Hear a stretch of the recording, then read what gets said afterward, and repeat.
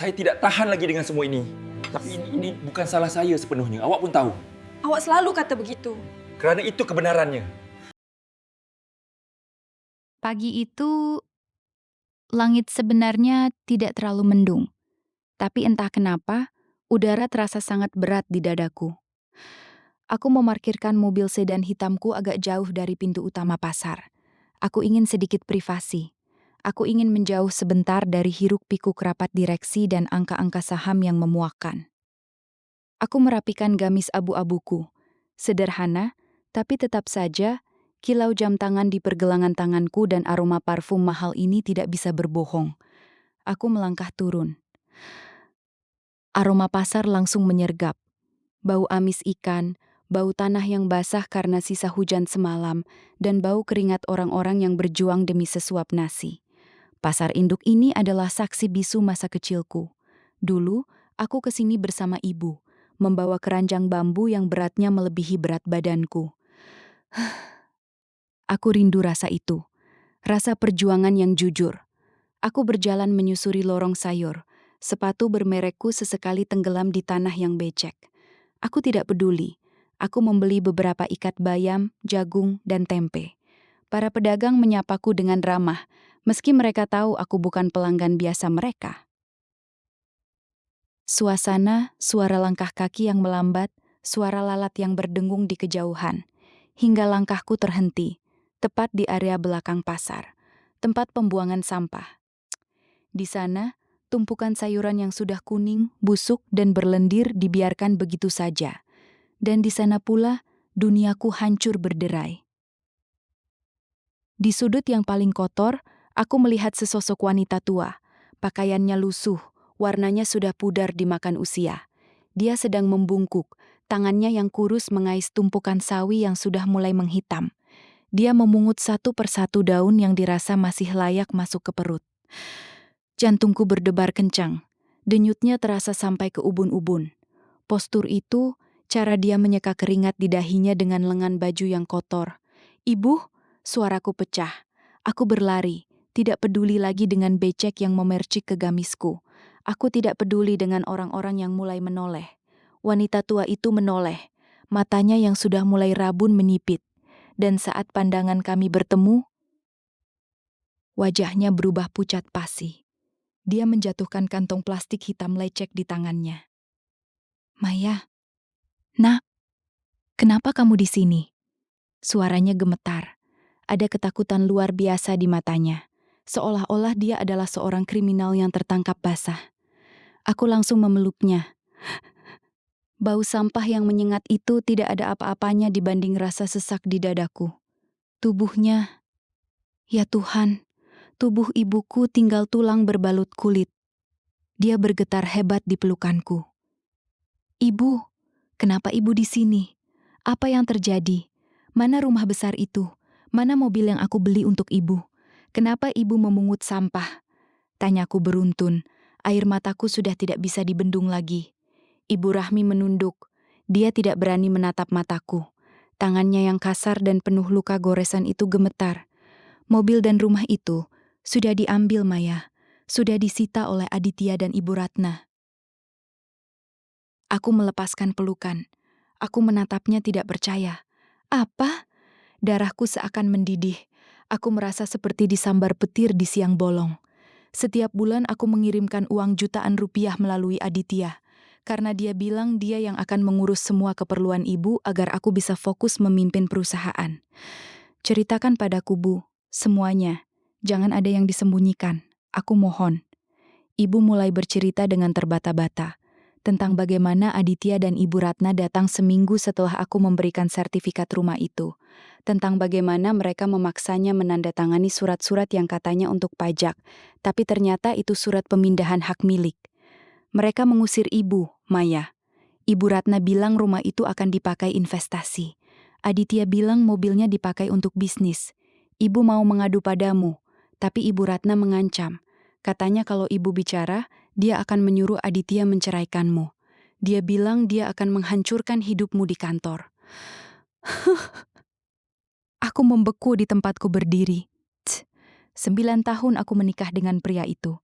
9 tahun aku menganggap Ibu Ratna sebagai ibuku sendiri. Dan ternyata, aku memelihara serigala di dalam rumahku sendiri. Aku mengambil kantong plastik sayuran busuk dari tangannya. Aku membuangnya ke tengah tumpukan sampah dengan seluruh kekuatanku. Mulai detik ini, ibu tidak akan pernah menyentuh sampah lagi. Aku bersumpah demi Allah, mereka akan membayar setiap tetes air mata ibu dengan kehancuran yang paling dalam. Suasana, suara mesin mobil mewah melintas di jalan raya depan pasar. Suara klakson yang khas. Tiba-tiba, mataku menangkap siluet yang sangat kukenal. Sebuah mobil sedan putih, mobil operasional perusahaanku, melintas pelan di tengah kemacetan depan pasar. Kaca jendelanya sedikit terbuka. Di kursi pengemudi, duduk Aditya, suamiku yang katanya sedang rapat penting di luar kota. Dan di sebelahnya, ada seorang wanita muda, Siska, sekretaris baru di divisinya. Mereka tertawa lepas. Aditya terlihat mencubit pipi wanita itu dengan mesra. Ternyata bukan cuma harta ibuku yang mereka rampok. Kesetiaanku pun telah mereka injak-injak. Aku menarik ibu bersembunyi di balik pilar beton. Aku tidak ingin mereka melihatku. Belum saatnya. Ibu, ikut aku. Kita pergi dari sini. Tapi ibu harus janji satu hal. Jangan katakan apapun pada siapapun. Kita akan bermain cerdas mulai sekarang. Aku menuntun ibuku menuju mobil. Aku membukakan pintu untuknya, mendudukannya di kursi kulit yang empuk. Aku melihat kakinya yang pecah-pecah karena terlalu lama berjalan tanpa alas yang layak. Sambil menyalakan mesin, aku meraih ponselku. Aku menekan satu nomor yang sangat kupercaya. Reza, pengacara perusahaanku, sekaligus orang yang paling tahu sisi gelap dunia bisnis. Reza, aku punya tugas khusus untukmu. Siapkan apartemen rahasia yang paling aman. Sekarang juga. Dan satu lagi, aku ingin laporan lengkap semua mutasi rekening suamiku dan ibunya dalam 1 tahun terakhir. Cari tahu kemana sertifikat rumah ibuku dipindahkan. Aku ingin datanya di mejaku besok pagi. Aku menutup telepon. Aku menatap Ibu Rahmi yang masih tampak syok. Aku menggenggam tangannya yang kasar. Tenang saja, Bu. Badainya baru saja dimulai. Dan kali ini, aku yang akan menjadi badai itu. Suasana suara mesin mobil yang melaju kencang, musik dramatis yang meninggi perlahan. Aku mematikan mesin mobil di garasi. Tanganku masih gemetar, tapi aku harus menekannya kuat-kuat ke setir.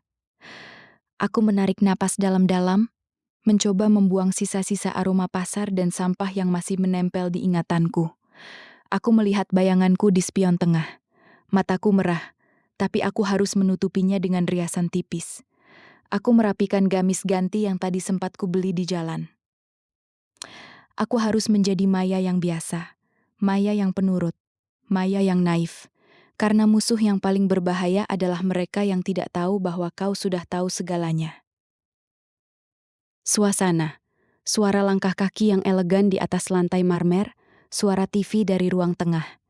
Aku melangkah masuk. Ruangan ini, rumah ini, semuanya dibangun dengan keringatku. Tapi sekarang, setiap sudutnya terasa seperti sarang ular. Di ruang tengah, aku melihatnya. Ibu Ratna, ibu mertuaku, sedang duduk bersantai dengan daster sutra mahal pemberianku. Dia sedang menikmati teh melati dan sepiring kue kering impor. Wajahnya tampak begitu damai, seolah-olah dia tidak baru saja membuang besannya sendiri ke tempat sampah. Taks, Maya sudah pulang, sayang?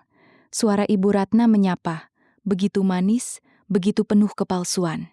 Dia bangkit dan menghampiriku.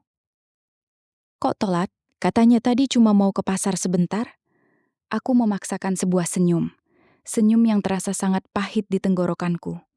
Iya, Bu. Tadi pasarnya ramai sekali. Terus Maya mampir ke butik sebentar. Cari baju untuk acara kantor besok. Jawabku datar. Suara-suara pintu utama terbuka lagi. Suara langkah kaki pria yang terburu-buru. Aditya masuk. Dia tampak sedikit berkeringat. Wajahnya ceria. Mungkin dia baru saja selesai bersenang-senang dengan Siska di mobil perusahaan tadi. Dia langsung menghampiriku dan, Tuhan, dia berani mengecup keningku. Aku ingin berteriak. Aku ingin menampar wajahnya saat itu juga. Bau parfumnya, itu bukan parfum yang biasa dia pakai. Itu aroma parfum wanita. Aroma Siska. Capek ya sayang. Maaf ya, tadi Mas nggak bisa jemput. Rapatnya mendadak diperpanjang sampai sore. Aditya berbohong tanpa berkedip. Matanya menatapku dengan penuh perhatian palsu. Rapat? Rapat di kursi depan mobil dengan sekretarismu? Kami duduk di sofa. Ibu Ratna menuangkan teh untukku. Aku menatap cangkir porselen itu. Ini porselen yang dulu aku belikan untuk Ibu Rahmi, tapi ternyata mereka bawa ke sini. Oh ya, Mas, kataku sambil menyesap teh itu pelan. Gimana kabar Ibu di kampung? Tadi aku mau telepon tapi ponselku habis baterai. Dia sehat kan? Suasana mendadak hening sejenak. Aku melihat Aditya melirik ibunya. Hanya sekilas, tapi cukup untuk mengonfirmasi konspirasi mereka.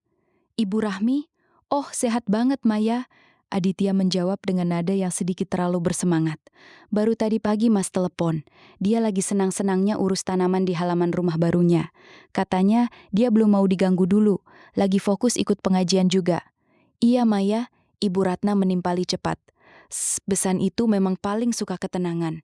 Dia bilang ke ibu, Ratna, bilang sama Maya, gak usah sering-sering telepon, aku di sini sudah bahagia.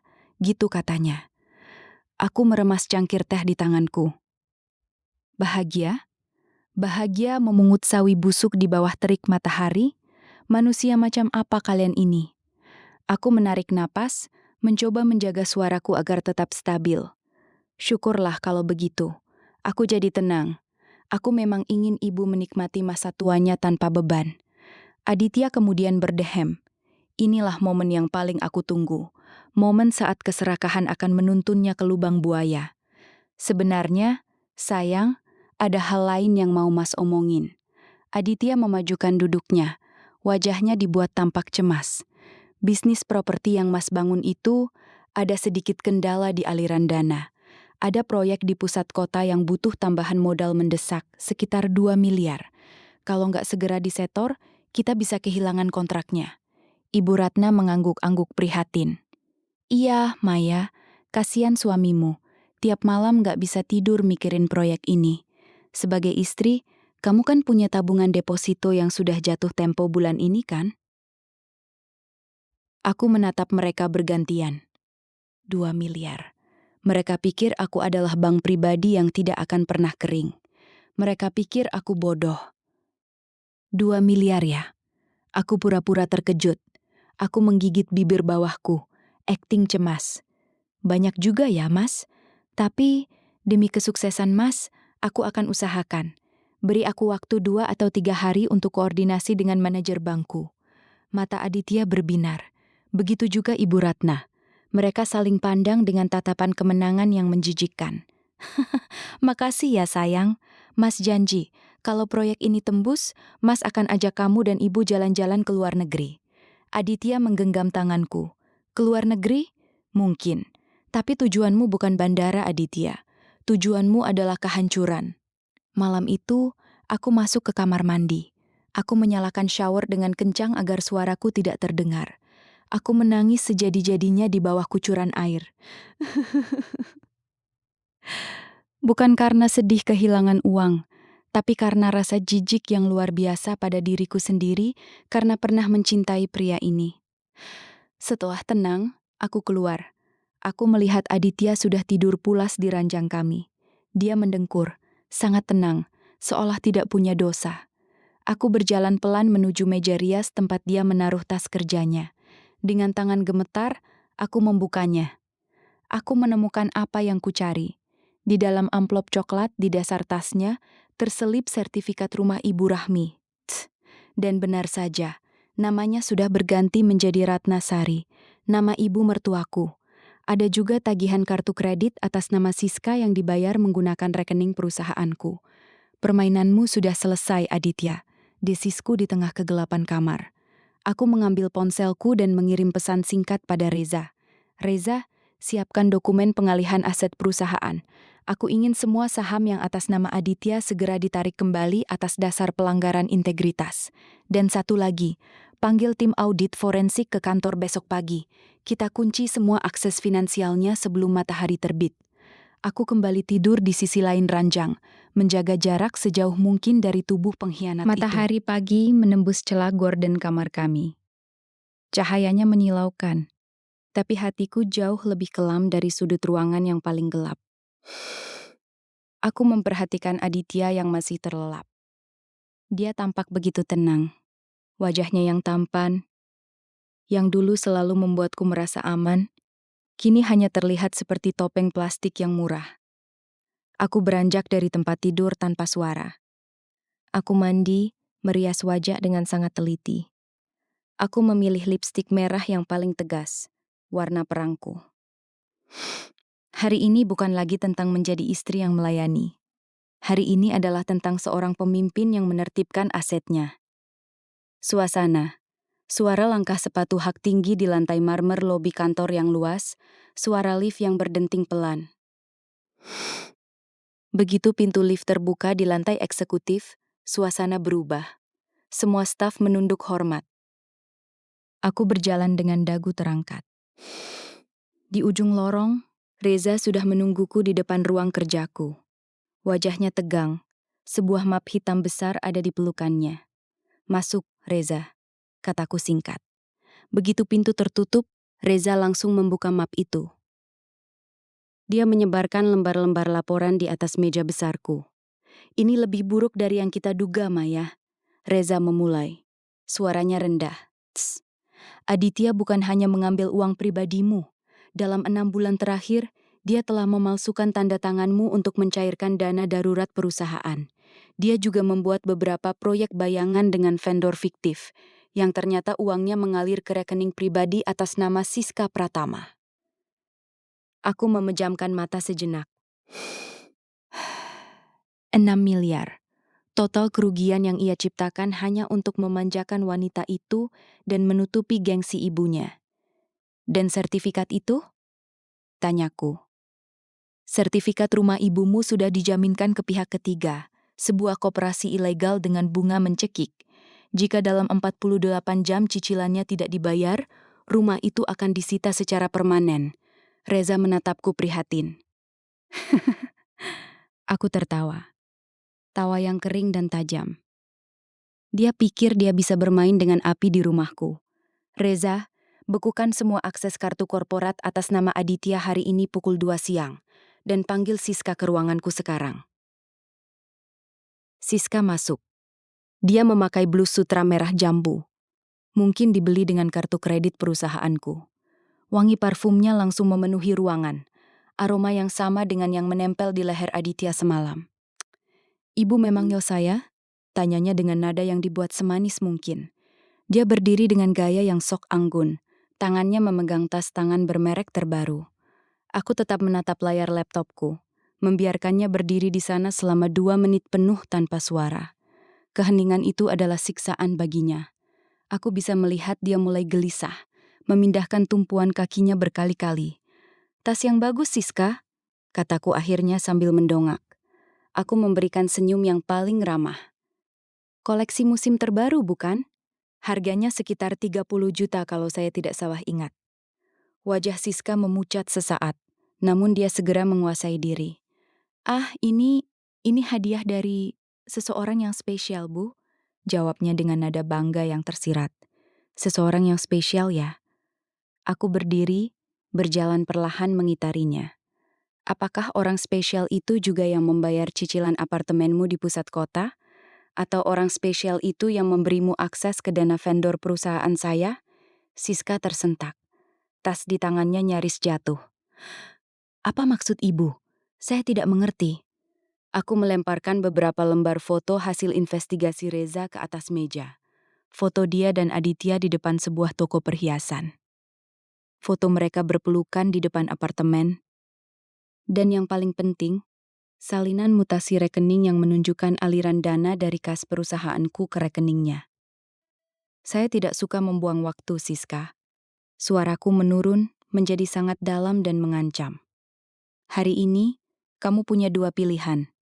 Kamu pergi dari kantor ini dengan tenang, menyerahkan kembali semua aset yang kamu terima dari suami saya, dan menjadi saksi kunci atas penggelapan dana yang dilakukan Aditya, atau Kamu pergi dari sini dengan tangan terborgol polisi. Siska mulai menangis. Suara tangisnya yang dibuat-buat itu tidak membuatku kasihan sedikit pun. Pikiranku justru kembali ke wajah Ibu Rahmi yang memungut sayuran busuk. Dia bilang dia akan menceraikanmu, Bu. Dia bilang perusahaan ini sebenarnya adalah miliknya, dan ibu hanya boneka. Rintih Siska di sela tangisnya. Boneka. Aku mendekatkan wajahku ke telinganya. Boneka ini yang akan memastikan kamu tidak akan pernah mendapatkan pekerjaan di industri manapun di kota ini. Sekarang, keluar. Temui Reza di ruang sebelah. Tanda tangani semua pengakuannya, atau panggil pengacaramu, jika kamu masih punya uang untuk membayarnya. Setelah Siska keluar dengan tubuh gemetar, ponselku berbunyi. Aditya. Aku menekan tombol speaker. Sayang, suaranya terdengar sangat ceria. Gimana depositonya? Tadi Mas cek ke bank tapi katanya butuh persetujuan langsung dari kamu. Mas lagi di kantor cabang nih. Orang proyeknya sudah nungguin. Aku menatap Reza yang berdiri di depan pintu. Kami saling bertukar pandang. Oh iya Mas, maaf ya, tadi aku sibuk rapat, aku baru saja meninstruksikan bank untuk memprosesnya. Tapi, Mas harus ke kantor pusat sebentar. Ada satu dokumen tambahan yang harus Mas tanda tangani di ruanganku. Bisa ke sini sekarang? Bisa sayang. Mas segera ke sana. Makasih ya, kamu memang istri yang paling pengertian. Panggilan terputus. Istri yang pengertian? Aku bergumam pada diriku sendiri. Aku menatap ke arah jendela besar yang memperlihatkan gedung-gedung pencakar langit. Aku merapikan kerah bajuku. Reza, pastikan Ibu Ratna juga dihubungi. Katakan padanya ada bonus keluarga yang akan dibagikan di kantor sore ini. Saya ingin mereka semua ada di sini saat panggung sandiwara ini runtuh. Matahari pagi. Aku berdiri di balik jendela kaca besar kantorku. Dari ketinggian lantai 20 ini, mobil-mobil di bawah sana terlihat seperti semut. Kecil, tak berdaya.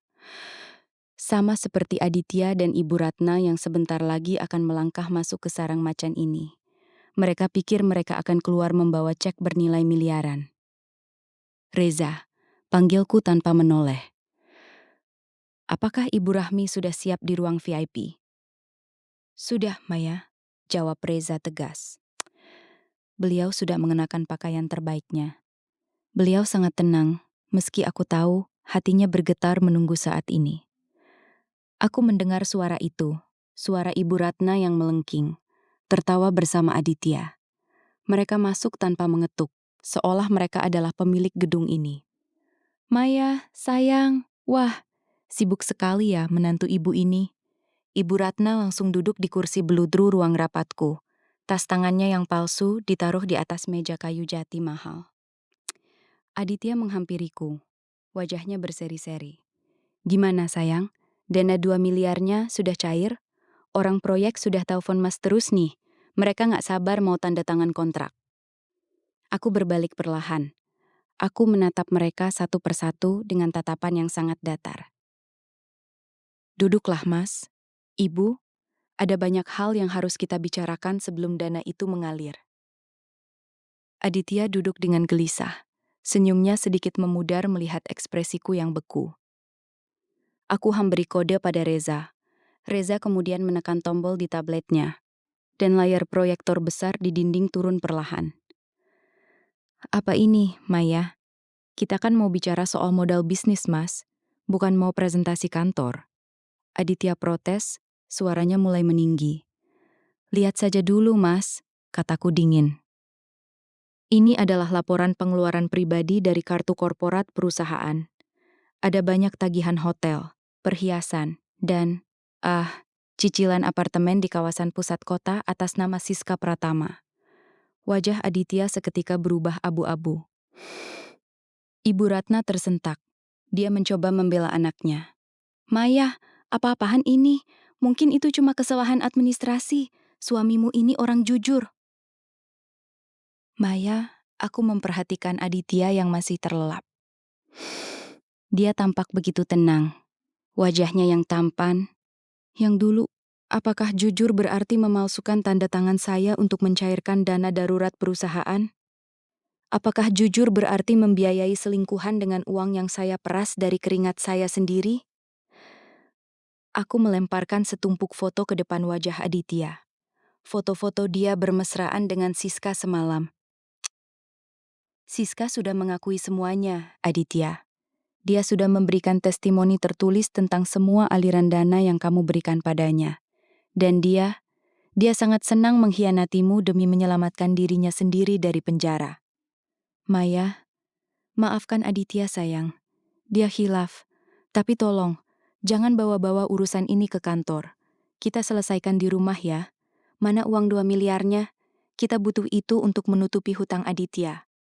Ibu Ratna merengek. Tangannya mencoba menggapai lenganku. Aku menepisnya dengan kasar. Uang 2 miliar itu sudah cair, Ibu Ratna, kataku sambil tersenyum sinis. Tapi uang itu tidak akan masuk ke rekening Aditya. Uang itu sudah saya gunakan untuk membeli kembali sertifikat rumah Ibu Rahmi dari koperasi ilegal tempat kalian menjaminkannya. Aditya bangkit, matanya merah. Kau berani memata-mataiku. Aku bukan hanya memata-matai Aditya, aku sedang mengadilimu. Aku menekan tombol interkom. Reza, bawa saksi utama kita masuk. Pintu ruang rapat terbuka. Ibu Rahmi melangkah masuk. Dia mengenakan gamis sutra yang indah. Wajahnya tenang, namun memancarkan kekuatan yang belum pernah kulihat sebelumnya. Dia berdiri tepat di hadapan Ibu Ratna dan Aditya. Ratna, Aditya, suara Ibu Rahmi bergetar. Kalian bilang aku harus bahagia di halaman rumah baru? Kalian bilang aku tidak boleh menelepon anakku? Apakah bahagia menurut kalian adalah memungut sayuran busuk di tempat sampah pasar induk karena lapar? Ibu Ratna terperangah. Dia tidak menyangka besannya yang dia anggap sudah dibuang itu, kini berdiri di depan matanya. Dia mencoba bersujud di kaki Ibu Rahmi. Besan, maafkan kami. Kami cuma hilaf. Kami butuh uang itu untuk gaya hidup kita agar Maya tidak malu punya mertua miskin. Malu? Aku justru malu memiliki mertua yang hatinya lebih kotor dari sampah pasar, teriakku. Aku berjalan mendekati Aditya, melepaskan cincin pernikahan dari jariku dan menjatuhkannya tepat di depannya. Ting! Bunyi logam itu bergema. Hari ini, Aditya, kamu resmi saya pecat dari perusahaan ini. Semua aset atas namamu sudah saya tarik kembali karena semuanya dibeli dengan uang hasil penggelapan. Rumah yang kalian tempati sekarang, itu milik perusahaan. Kalian punya waktu 1 jam untuk mengosongkannya sebelum semua barang kalian dilempar ke jalanan. Dan untukmu, Ibu Ratna, sertifikat rumah Ibu Rahmi sudah kembali atas namanya. Silahkan jelaskan pada polisi nanti, bagaimana kalian memalsukan tanda tangannya untuk memindah tangankan rumah itu. Maya, jangan lakukan ini, aku suamimu. Aditya meronta. Tapi 2 petugas keamanan bertubuh besar sudah memegang lengannya. Bawa mereka keluar, serahkan dokumen penggelapan ini ke kantor polisi sekarang juga, perintahku pada Reza. Ruang rapat kembali hening. Aku jatuh terduduk di kursi. Seluruh tenagaku rasanya habis. Ibu Rahmi menghampiriku, memeluk kepalaku ke dadanya. Aku menangis sejadi-jadinya di sana. Sudah selesai, Nah. Sudah selesai. Bisik Ibu Rahmi sambil mengelus rambutku. Ibu bangga padamu. Kamu bukan hanya sukses jadi pengusaha, tapi kamu sukses menjadi anak yang menjaga kehormatan ibunya. 1 bulan kemudian, aku duduk di teras rumah baru Ibu Rahmi. Rumahnya tidak semewah yang dulu, tapi asri, penuh dengan bunga matahari dan tanaman sayuran yang segar, bukan sayuran busuk. Ibu Rahmi sedang menyiram tanaman sambil bersenandung kecil. Aku menyesap teh hangatku. Aditya dan ibunya sekarang harus mendekam di penjara atas kasus penipuan dan penggelapan. Siska? Dia menghilang entah kemana setelah semua hartanya disita oleh bank. Aku belajar satu hal dari kejadian ini. Harta yang paling berharga bukan angka-angka di saldo rekeningku. Harta yang paling berharga adalah genggaman tangan ibuku yang kini tak lagi gemetar karena takut. Aku menatap langit sore yang berwarna jingga indah. Jangan pernah meremehkan seorang anak yang hatinya terluka melihat ibunya menderita. Karena saat dia bangkit, dia tidak akan hanya menjadi pelindung. Dia akan menjadi badai yang meratakan setiap ketidakadilan. Demikianlah akhir dari perjuangan Maya. Sebuah pengingat bagi kita semua, bahwa keserakahan hanya akan membawa kita ke tempat yang paling rendah. Sementara kasih sayang yang tulus kepada orang tua akan selalu menemukan jalan menuju cahaya. Terima kasih sudah mendengarkan kisah ini sampai selesai. Jangan lupa bagikan cerita ini kepada teman-teman kalian. Dan tulis di kolom komentar, apa pesan moral yang paling kalian ingat dari kisah Maya dan Ibu Rahmi. Sampai jumpa di kisah inspiratif dan penuh emosi selanjutnya. Tetaplah kembali menjadi orang baik, karena kebaikan akan selalu kembali pada pemiliknya.